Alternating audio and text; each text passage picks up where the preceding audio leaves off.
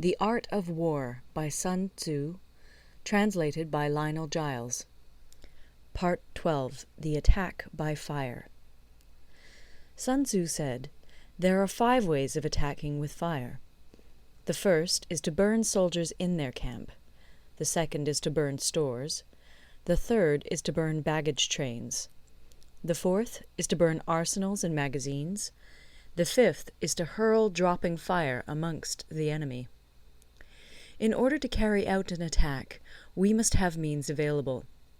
The material for raising fire should always be kept in readiness. There is a proper season for making attacks with fire, and special days for starting a conflagration. The proper season is when the weather is very dry. The special days are those when the moon is in the constellations of the Sieve, the Wall, the Wing, or the Crossbar, for these 4 are all days of rising wind. In attacking with fire, one should be prepared to meet 5 possible developments. 1. When fire breaks out inside to enemy's camp, respond at once with an attack from without. 2. If there is an outbreak of fire, but the enemy's soldiers remain quiet, bide your time and do not attack. 3. When the force of the flames has reached its height, follow it up with an attack, if that is practicable. If not, stay where you are. 4. If it is possible to make an assault with fire from without, do not wait for it to break out within, but deliver your attack at a favorable moment. 5. When you start a fire, be to windward of it. Do not attack from the leeward. A wind that rises in the daytime lasts long, but a night breeze soon falls.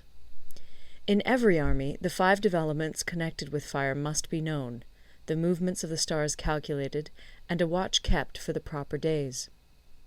Hence, those who use fire as an aid to the attack show intelligence. Those who use water as an aid to the attack gain an accession of strength. By means of water, an enemy may be intercepted, but not robbed of all his belongings. Unhappy is the fate of one who tries to win his battles and succeed in his attacks without cultivating the spirit of enterprise, for the result is a waste of time and general stagnation. Hence the saying, "The enlightened ruler lays his plans well ahead. The good general cultivates his resources." Move not unless you see an advantage. Use not your troops unless there is something to be gained. Fight not unless the position is critical. No ruler should put troops into the field merely to gratify his own spleen. No general should fight a battle simply out of pique. If it is to your advantage, make a forward move. If not, stay where you are. Anger may in time change to gladness. Vexation may be succeeded by content. But a kingdom that has once been destroyed can never come again into being, nor can the dead ever be brought back to life. Hence the enlightened ruler is heedful, and the good general full of caution. This is the way to keep a country at peace and an army intact. End of Part 12. Part 13. The Use of Spies. Sun Tzu said, "Raising a host of 100,000 men and marching them great distances entails heavy loss on the people and a drain on the resources of the state. The daily expenditure will amount to 1,000 ounces of silver. There will be commotion at home and abroad, and men will drop down exhausted on the highways. As many as 700,000 families will be impeded in their labor.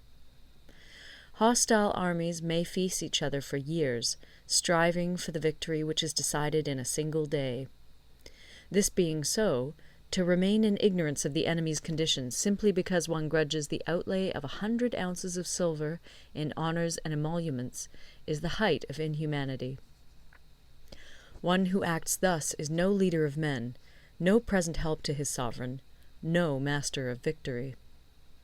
Thus, what enables the wise sovereign and the good general to strike and conquer and achieve things beyond the reach of ordinary men is foreknowledge.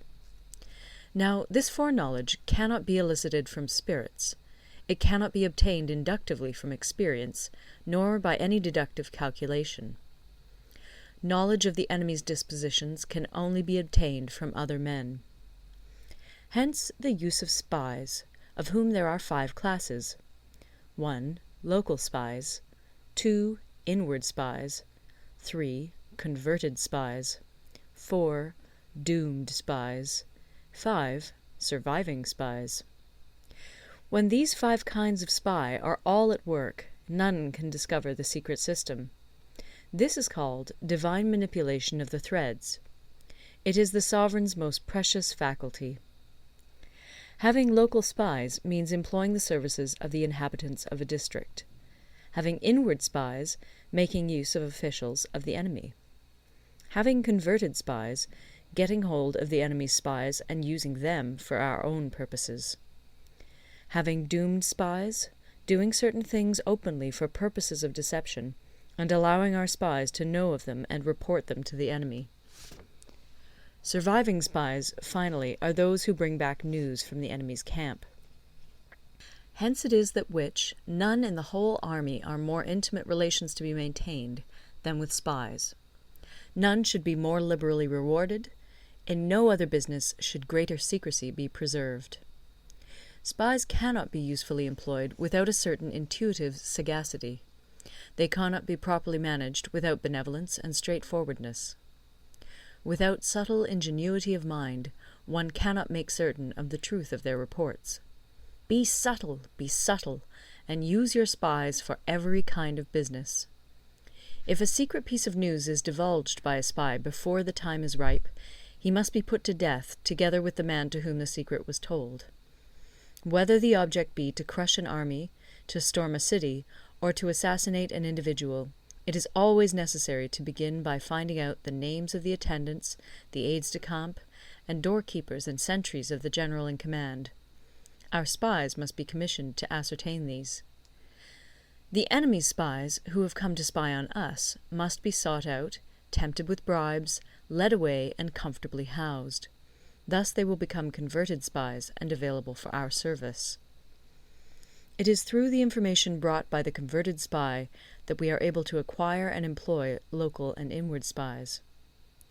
It is owing to this information again that we can cause the doomed spy to carry false tidings to the enemy. Lastly, it is by this information that the surviving spy can be used on appointed occasions. The end and aim of spying in all its 5 varieties is knowledge of the enemy, and this knowledge can only be derived in the first instance from the converted spy. Hence it is essential that the converted spy be treated with the utmost liberality. Of old, the rise of the Yin dynasty was due to Yi Qi, who had served under the Xia. Likewise, the rise of the Chu dynasty was due to Liu Ya, who had served under the Yin. Hence it is only the enlightened ruler and the wise general who will use the highest intelligence of the army for purposes of spying, and thereby they achieve great results. Spies are a most important element in water, because on them depends an army's ability to move. End of the Art of War.